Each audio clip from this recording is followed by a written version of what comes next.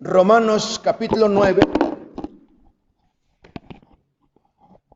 Vamos a leer verso 30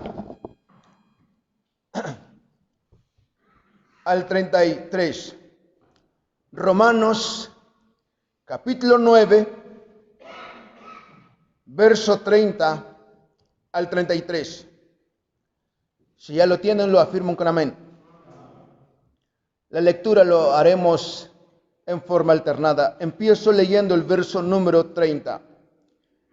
¿Qué pues diremos? Que los gentiles que no iban tras la justicia han alcanzado la justicia, es decir, la justicia que es por fe.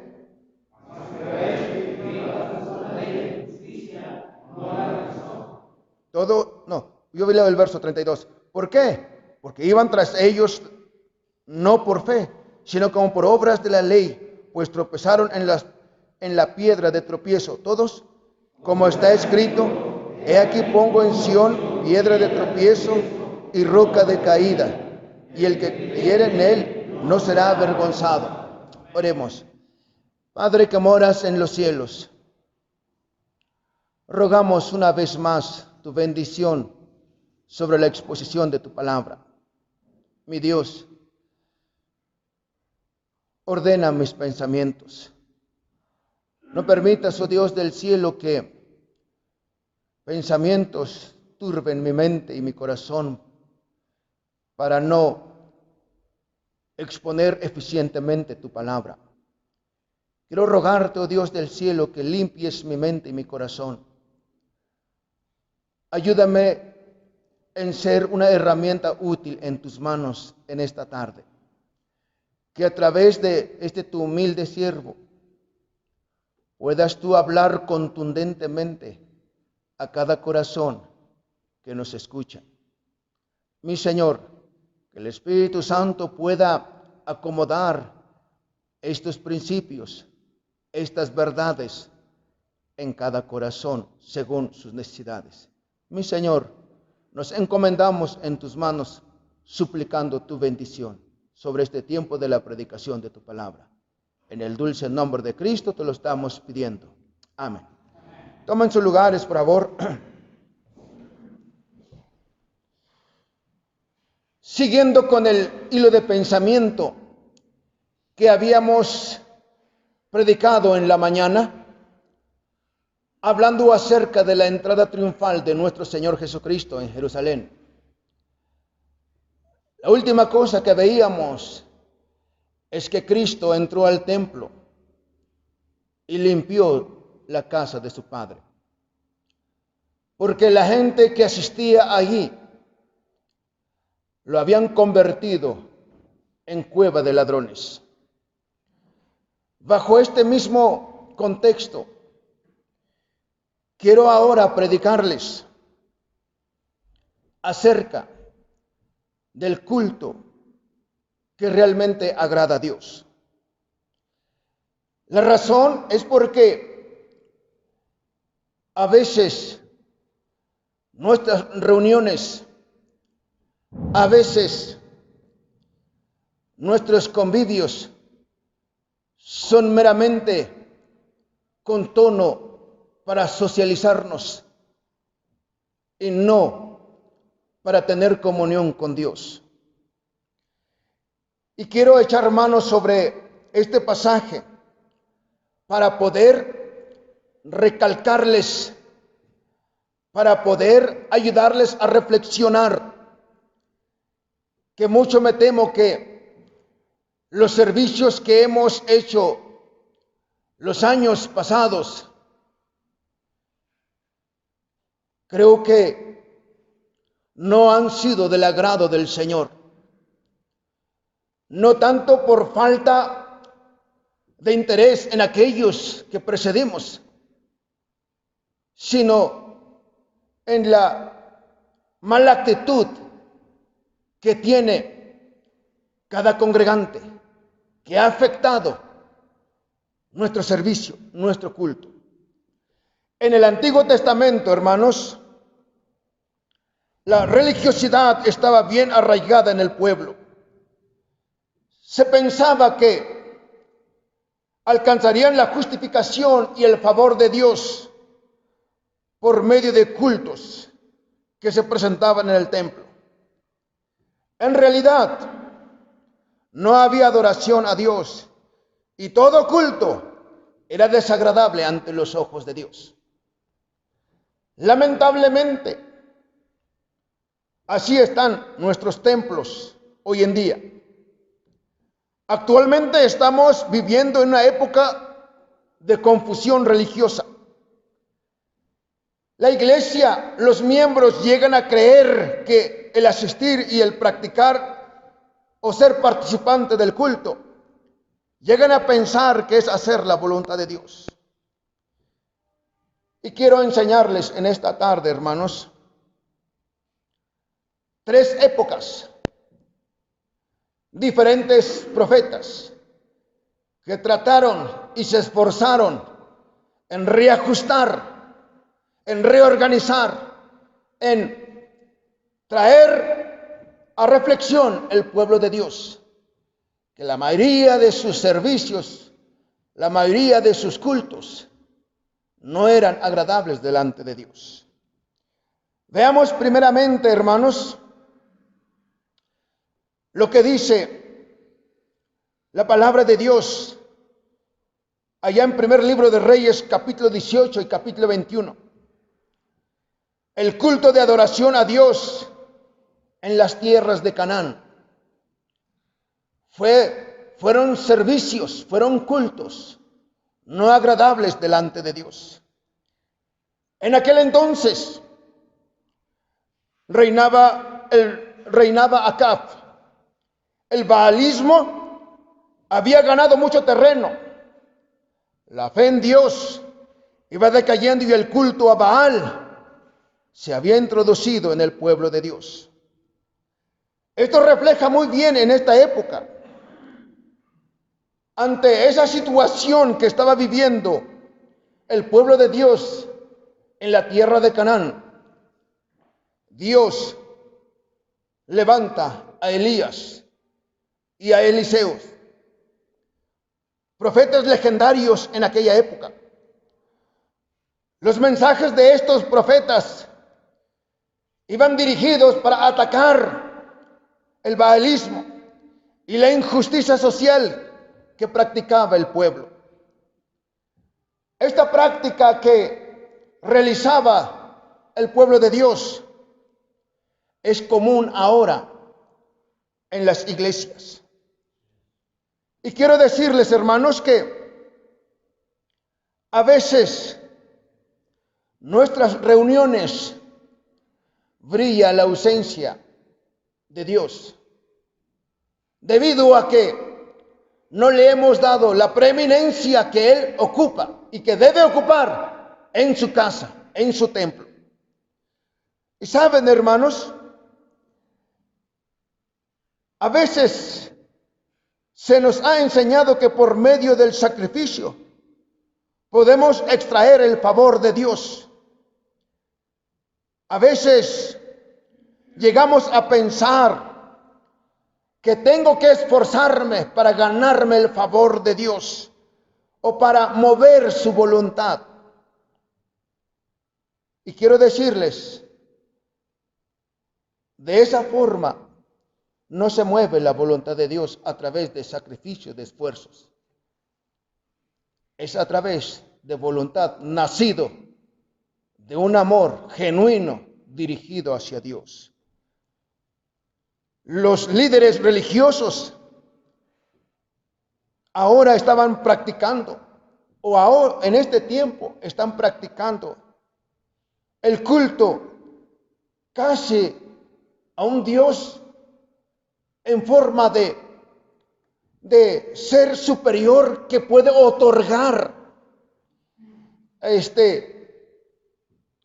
bendiciones. Hagamos de cuenta, hermanos, que hay predicadores que llegan a predicar de Dios como si fuera un Aladín, como que si fuera un ser mágico que hay que decir y hacer tal cual cosa para que Él nos dé 3 cosas. un par de ayunos y oraciones, llegan a predicar los líderes y llegan a decir, y Dios cumplirá sus deseos. Hay otros líderes en nuestros tiempos que predican implacablemente de un Dios lleno de ira, lleno de enojo, de un Dios lleno de deseos de venganza porque su pueblo no quiere obedecer su santa y bendita palabra. Quiero decirles, estos dos extremos no honran al Señor.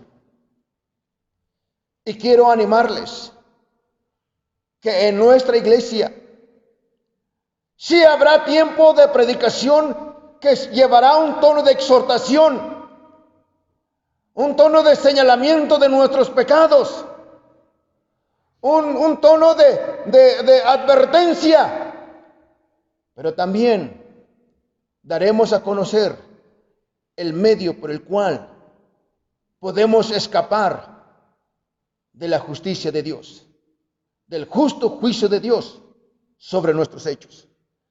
Esto debe ser una enseñanza para todos los predicadores, que en algún momento llegamos a creer y a pensar que somos los verdugos de Dios, cuando simplemente somos los mensajeros de Dios, de un Dios 3 veces santo.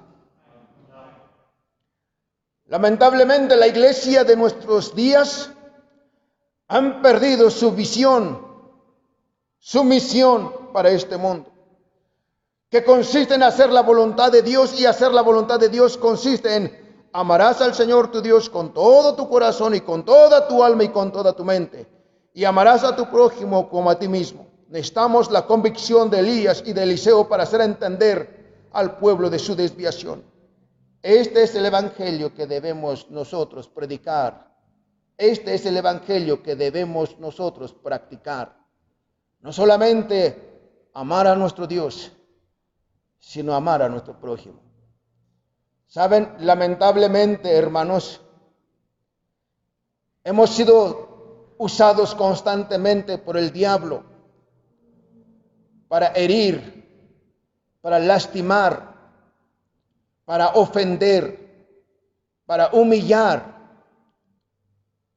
a los hermanos o a los miembros de la familia. Como que no nos cansamos de herir, de hacerle daño a la gente que está en nuestro alrededor. Y luego venimos a la iglesia y cantamos aquellos himnos que dice, ama a tu prójimo. Qué tremenda hipocresía mostramos ante Dios.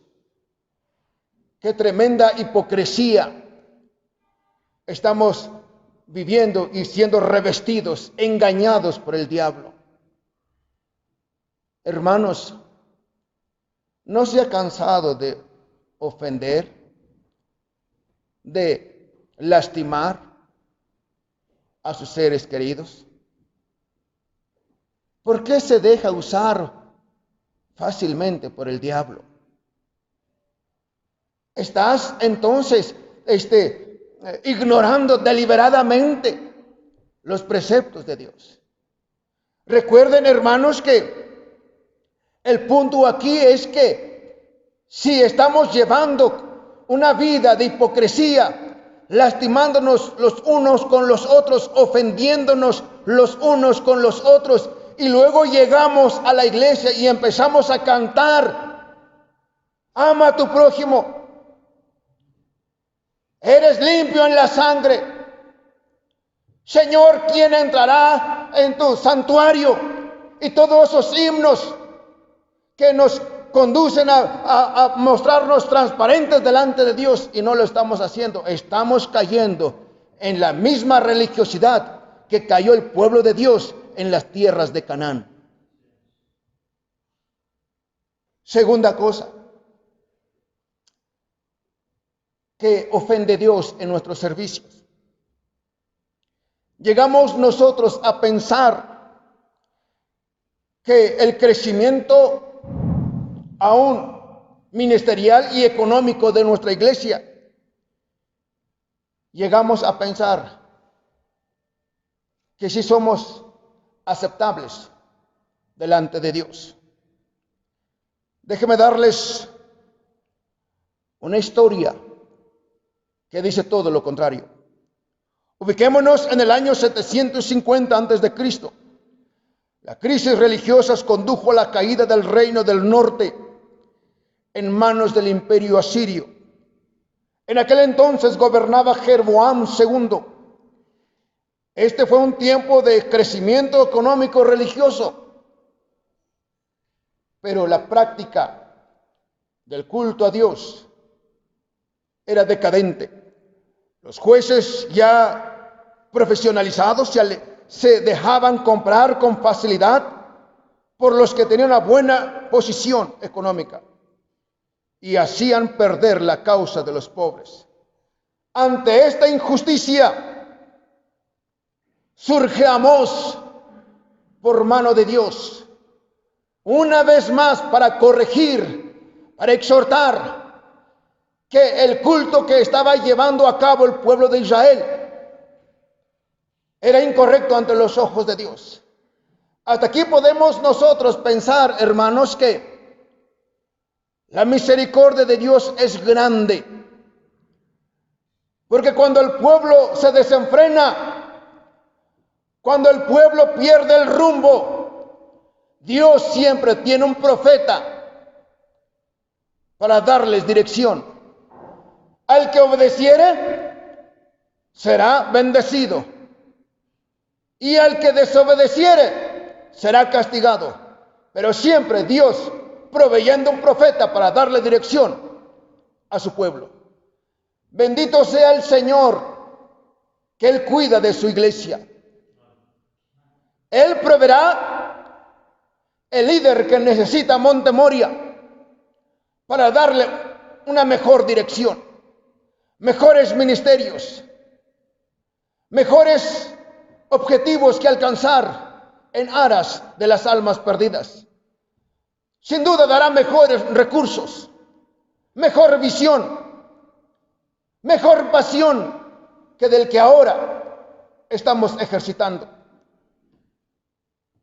Es importante, hermanos, que consideremos la participación de Amós en esta crisis religiosa, en esta época de decadencia espiritual que vivía el pueblo de Dios. El profeta Amós, hermanos, hace ver al pueblo que la solución de los males no vendrá por la dedicación al culto. Les hace ver que ese culto en que ellos estaban practicando no le era grato ante los ojos de Dios. Lo que Amós por parte de Dios estaba exhortando era que practicaran la justicia entre ellos. Amós capítulo 2 versículo 9 al 11, capítulo 3 versículo 1 al 2. Esto era lo que recalcaba el profeta Amós. En el año 750 antes de Cristo, el profeta Miqueas pone al descubierto el descontento de Dios con el culto del pueblo, diciendo a la letra: oh hombre, Él te ha declarado lo que es bueno. ¿Y qué pide de ti Jehová? ¿Y qué pide Jehová de ti? Solamente hacer justicia y amar misericordia y humillarte ante su Dios, ante tu Dios. Miqueas 6:8. Quiero decirles, hermanos, en la primera advertencia de los cultos que se realizaba en Canaán, Dios usó a Elías y a Eliseo. En este segundo ajuste, Dios usa a Amós y a Miqueas para darle una vez más dirección al pueblo de Dios con relación al culto que se ofrecía a Dios. Saben, hermanos, hoy en día se ha hecho lucro con relación a la obra de Dios. ¿Cuántos líderes religiosos han caído en el proselitismo y han estado compitiéndose en el mercado religioso. Pastores orgullosos de sus crecimientos ministeriales y aún económicos. Y saben, hermanos, meramente ya no se están preocupándose por las almas de los perdidos y mucho menos les importa la vida espiritual de su propia gente.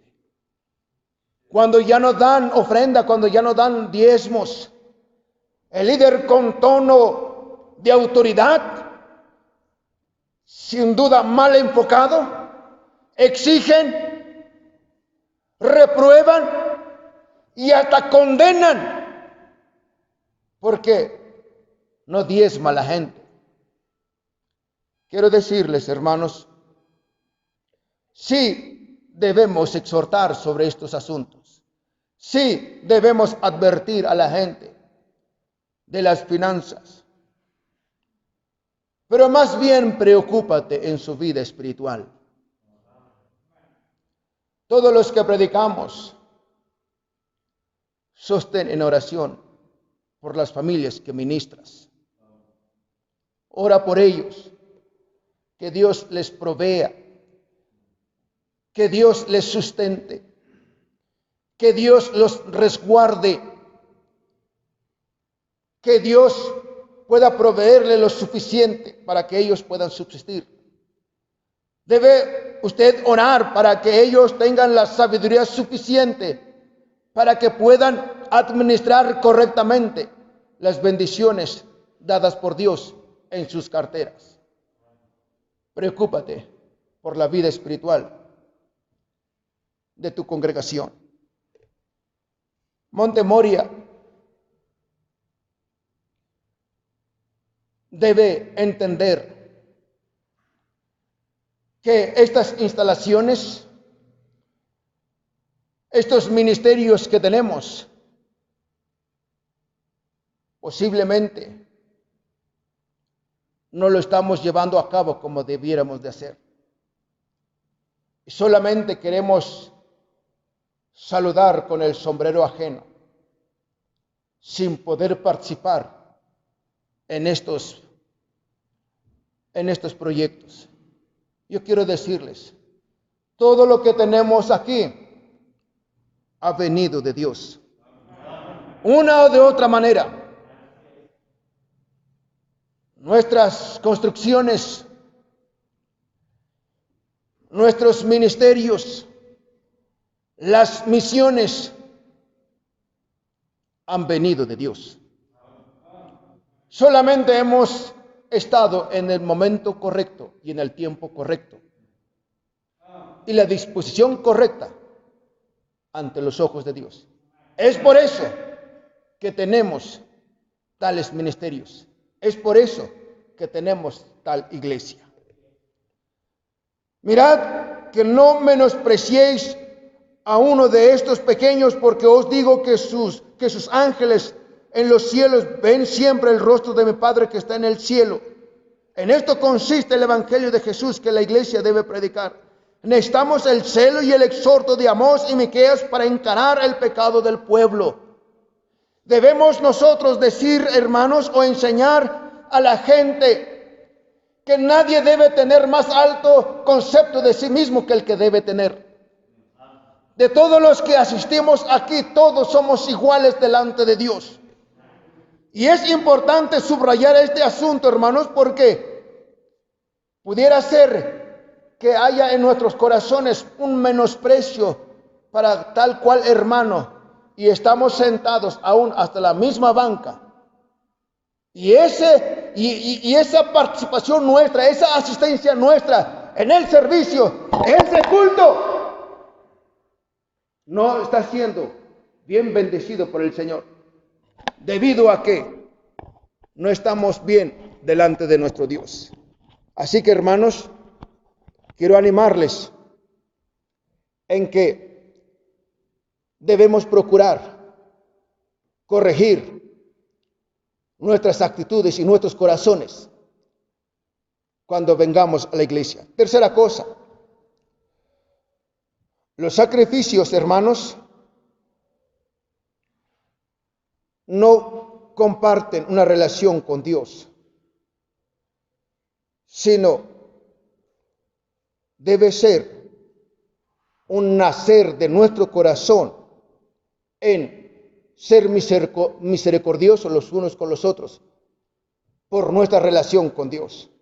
Si no hay una buena relación con Dios, no habrá una buena relación con los demás. Hay mucha gente que no puede ver ni en pintura a una persona y llega a pensar que esa vida, esa actitud que tiene, llega a pensar que es tolerable delante de Dios. Miren, hermanos, ha habido mucha gente que nos ha hecho daño, pero si tu relación con Dios es buena, no tendrás deseos de vengarte, no tendrás deseo de lastimar, no tendrás deseo de humillarlo, si tu relación está bien con Dios. ¿Saben, hermanos? Todas estas injusticias que hacía el pueblo los llevó ahora a un extremo terrible. Dios permitió que el imperio asirio y babilónico viniesen a sitiarlos y llevarlos en cautiverio. Y hermanos, debido al pecado que ellos habían cometido en sus cultos a Dios, y nuevamente nuestro Dios, tan amante de su pueblo, tan tierno como un padre a un hijo que ve su conducta incorrecta y busca la manera de cómo corregirlos, surge ahora en escena el profeta Isaías. Isaías va a tratar de evitar que el pueblo ponga el acento en el culto y en los ayunos más que en la vida justa y fraternal. El pueblo, en la necesidad de reconstruir su identidad, restaura los sacrificios, pero siguen cometiendo actos de injusticia. Y es aquí donde Isaías interviene en su tercera predicación, diciendo a la letra: clama a voz en cuello, no te detengas, alza tu voz como trompeta y anuncia a mi pueblo su rebelión y a la casa de Jacob su pecado, que me buscan cada día y quieren saber mis caminos, como gente que hubiese hecho justicia y que no hubiese dejado la ley de Dios, de su Dios.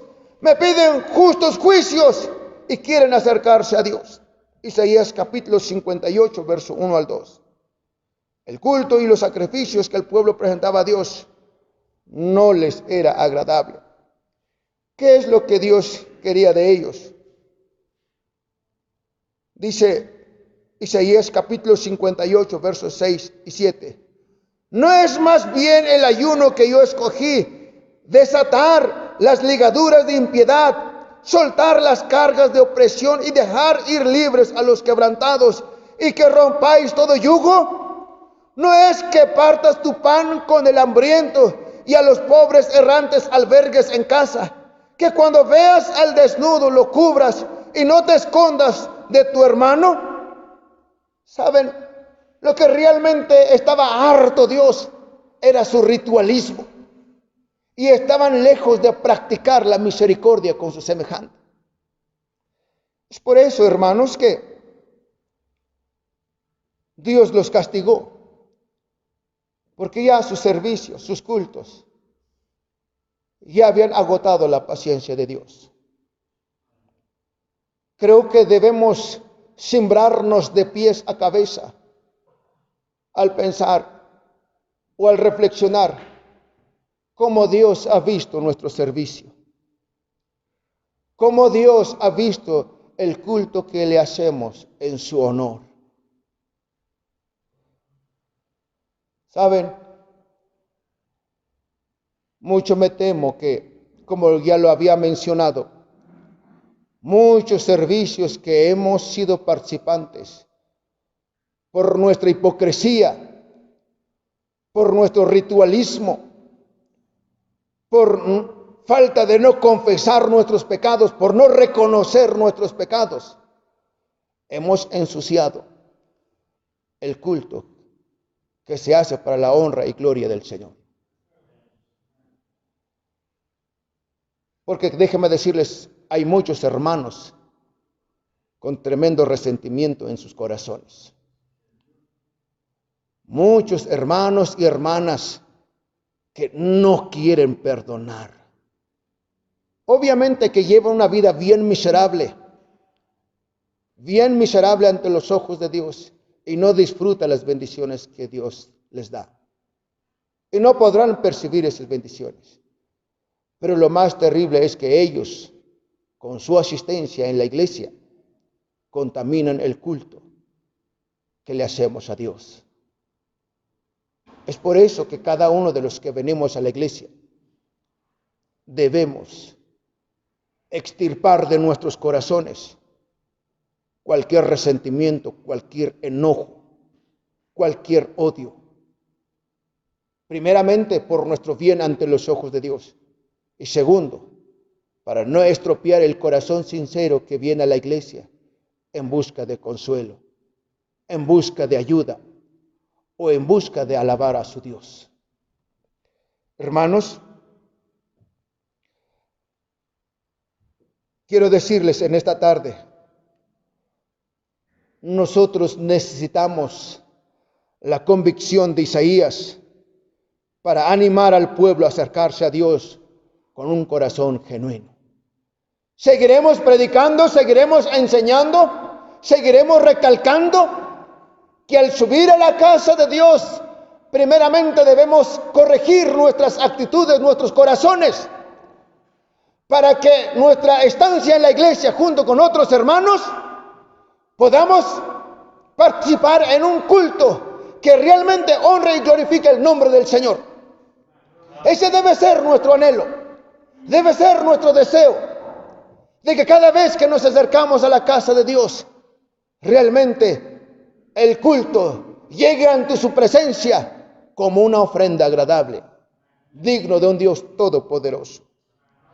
Como iglesia, todos queremos hacer la voluntad de Dios y serle agradable en el trabajo que estamos desempeñando. Entonces la iglesia debe despojarse de esquemas religiosos. El culto de adoración a Dios no se limita a un lugar en específico ni tiempo. La adoración a Dios es un estilo de vida que va dependiendo de nuestra relación con Dios. Así que, hermanos, este es el culto que realmente agrada a Dios. No vaya a ser, hermanos, que llegue Cristo y todos seremos expulsados de su casa, porque su casa debe ser llamada casa de oración, y nosotros lo hemos convertido en casa de mercado y en cueva de ladrones.